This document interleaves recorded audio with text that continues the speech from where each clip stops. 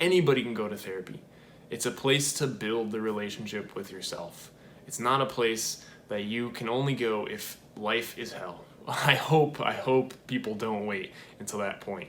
But I see a lot of people that come into therapy because they really feel like this is the worst it's been.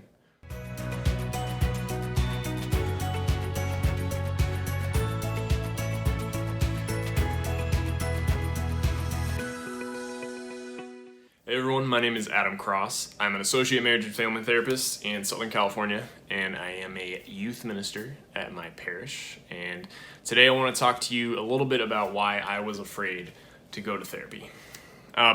So talking about why I was afraid to go to therapy, it has a lot to do with misconceptions about therapy that I experienced, but also hear a lot from different clients and people who just talk about therapy in general. One of the biggest misconceptions that I hear about therapy is that people are afraid to come in because they think they're weak, right? If you need help from a therapist, that must mean you can't figure it out on your own.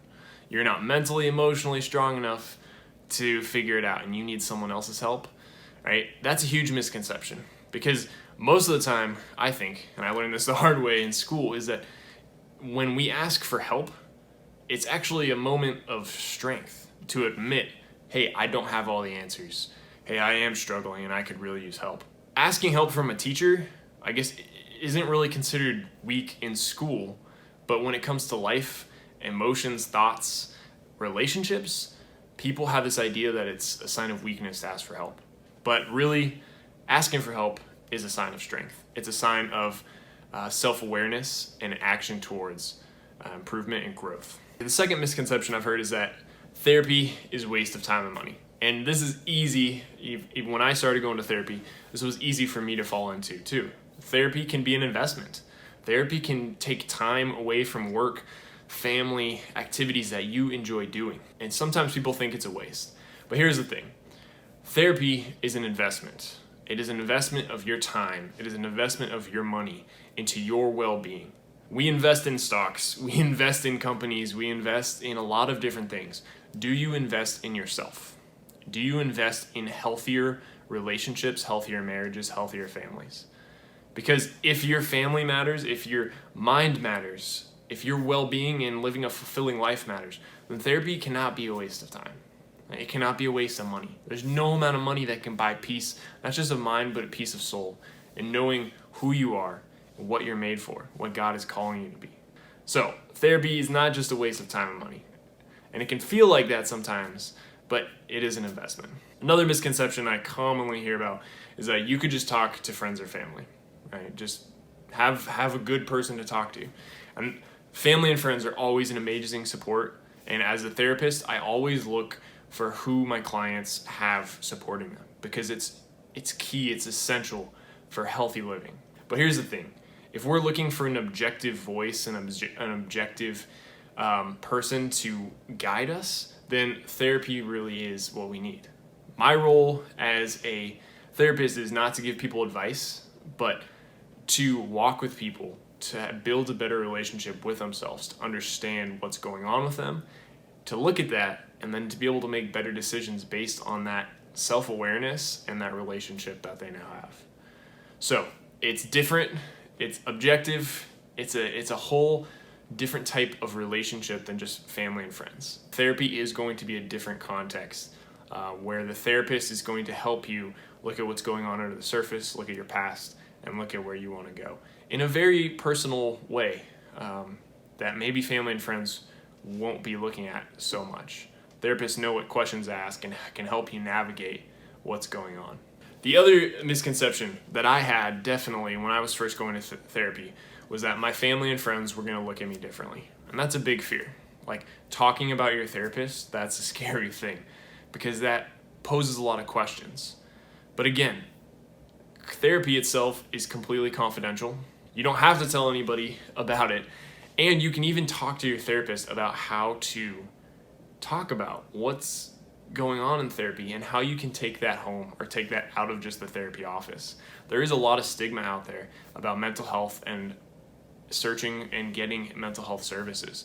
But again, therapy is not just for the crazy, it's not just for the rock bottom, it's for everybody because it's about having that relationship with yourself. So If you're afraid that family and friends might find out, talk about that with a therapist. We don't judge someone for going to the dentist or going to the doctor or going to a chiropractor, but we're going to judge someone if they're really struggling mentally. That doesn't make much sense either. So there's stigma out there, but you can even talk about that with your therapist to know how to have those conversations fruitfully. A huge misconception about therapy is that you have to hit rock bottom before you can go into therapy. As a therapist, I extremely advise you do not wait until it is too late. You do not wait until you've hit rock bottom, because therapy is a place to really prevent yourself from making those bad choices. Anybody can go to therapy. It's a place to build the relationship with yourself. It's not a place that you can only go if life is hell. I hope people don't wait until that point. But I see a lot of people that come into therapy because they really feel like this is the worst it's been. Take a little bit of preventative measures. Help give yourself some tools to navigate, to cope, to deal with different things. Don't wait until it's too late, right? Don't wait until you hit rock bottom or things are too bad to get help. Help yourself. Invest in yourself. Another misconception, and I was kind of afraid of this too when I went to therapy, is that therapists will put you on meds, right? That's like, they're going to prescribe you medication, you'll be labeled with this disorder. That's not true. First of all, as a therapist, I can't prescribe meds at all. A psychiatrist would have to prescribe meds. And not all therapists are going to recommend meds. The conversation of meds is that. It's a conversation, it's a dialogue. No one's going to force you onto anything. And also, diagnoses aren't these terrible labels to put on yourself. Sometimes a diagnosis is just something that helps you understand what's going on with you. It doesn't become an identity. It doesn't become something that you have to carry around. But it can actually help you make sense of what's going on. Medication isn't going to be for everyone, right? It's also not the worst case scenario. It's something to talk to a psychiatrist about, to see what the options are and even see what would work for you. Talk about side effects, talk about concerns, to talk about what best fits you. But just coming to therapy itself is not going to necessitate that you are going to be put on meds.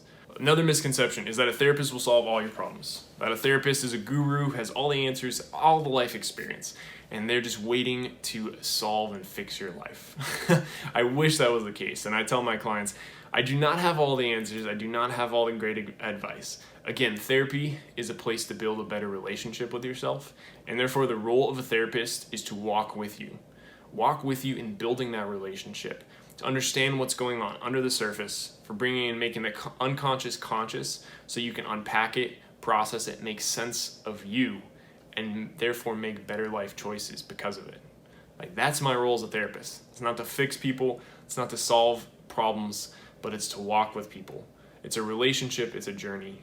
The last misconception about therapy is that you need a very specific reason to go to therapy. For a lot of people, they might come in with general feelings of anxiety or sadness or lack of motivation, and they might not know exactly what's going on. Sometimes part of the therapy process is figuring out what the root cause is. Sometimes people come into therapy with an idea of what the problem is, but then as we begin to go into therapy, there's a better understanding and maybe a deeper issue of what the problem is.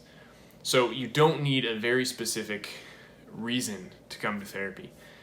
You can come in, like I said, if you want tools to better cope, to better understand what you do and why you do it, to live a more fulfilling life, to make better life choices. So you don't need a very specific reason to go to therapy, but it does help to have clear goals outlined even before going to therapy, to communicate that with your therapist. And then part of the therapy process just helps you make more sense and clarify where you're at, where you've been, and where you're going.